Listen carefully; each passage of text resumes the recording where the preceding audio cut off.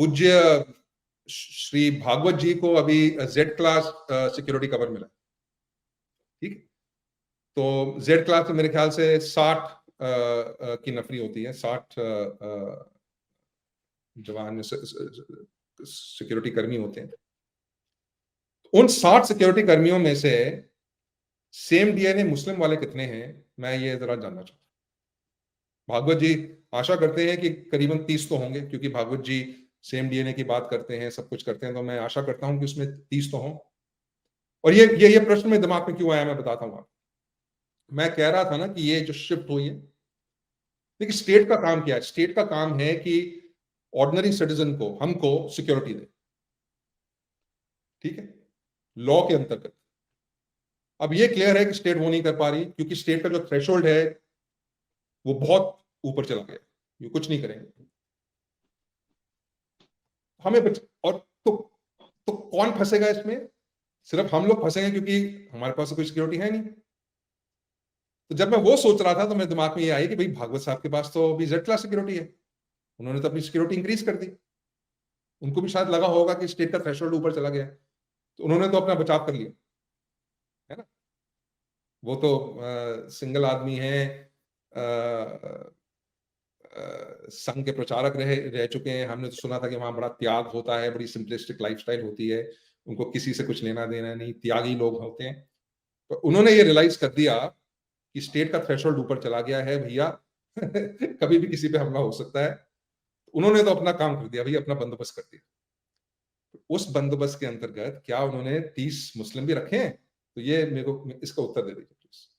Same DNA वाले रखे हैं। ये कल हम ट्विटर पे पूछेंगे कि आपके सेम डीएनए बिरादरी के कितने लोग हैं उसमें।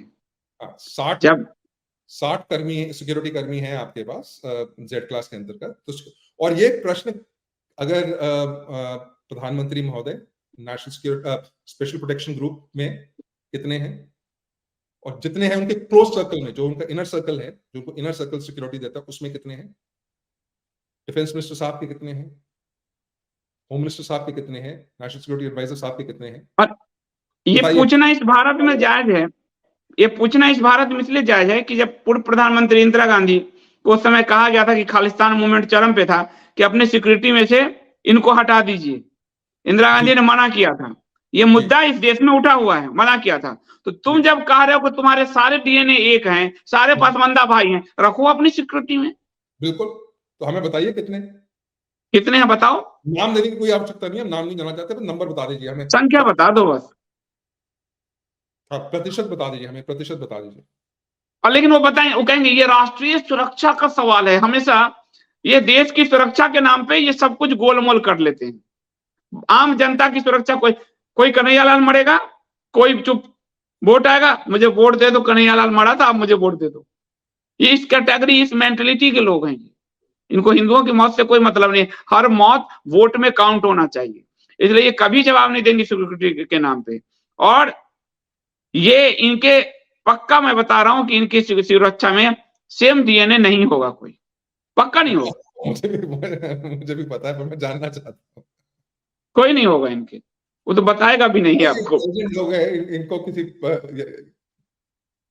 नहीं, आरटीआई से भी ये जवाब नहीं मिलेगा।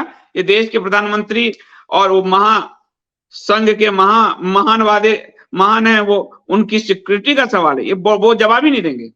अच्छा, एक चीज बताइए, अगर एक और मैं संघ की सिक्योरिटी के बारे में, ये तो कह रहे थे कि भैया मेरे पास तो 3 लाख 4 लाख की आर्मी है, ये तो कभी भी 3 दिन के अंदर वहां पहुंच जाएंगे अपना लठ लेकर बॉर्डर पे देश को बचाने के लिए। तो भाई अपने स्वयंसेवक क्यों नहीं रखते अपनी सिक्योरिटी के लिए? रख लो। तो आपको Z class central government security क्यों चाहिए? सही बात है। और दूसरी बात आपको ये भी बताऊं कि इनका जो ये लठ वाले हैं, भारत के किसी भी दंगे में इतिहास है, दंगे में ये आफ्टर दंगा आते हैं। बिफोर दंगा ये शुरू करते हैं चढ़ाना, आफ्टर दंगा ये राशन पानी लेके बांटने आ जाते हैं, बीच में ये गायब हो जाते हैं। और जो मर जाता है उस पर क्लेम करते हैं कि हमारे स्वयंसेवक थे। और जिनका कैरेक्टर मतलब थोड़ा सा भी आपराधिक चरित्र हो, कहेंगे ये हमारे नहीं थे। मनु मान्यता, बिट्टू बजरंगी हमारे नहीं थे, कोठारी बंधु हमारे थे। ये बिल्कुल गिरगिट की तरह रंग बदलते हैं। ये ऐसी संघी जमात है जो गिरगिट की तरह रंग बदलता है, कब किसको हिंदू घोषित कर देगा और कब किसको डीएनए घोषित कर देगा, इसका कोई भरोसा नहीं। इसलिए आप देखिए उसको, मोनू मानेसर हमारा आदमी नहीं है कहा, और जब मोनू मानेसर आ गया तो बोला मोनू मानेसर हमारा आदमी है। मतलब शर्म भी नहीं आती कि 2 दिन में बयान बदलते हैं। आंखों से शर्म चला गया है। ये मुहावरा है, आंखों का पानी चला जाना। वो संघियों के आंखों का पानी जा चुका है, वो है ही नहीं इनके अंदर, तो उसका क्या कीजिएगा, यही स्थिति है।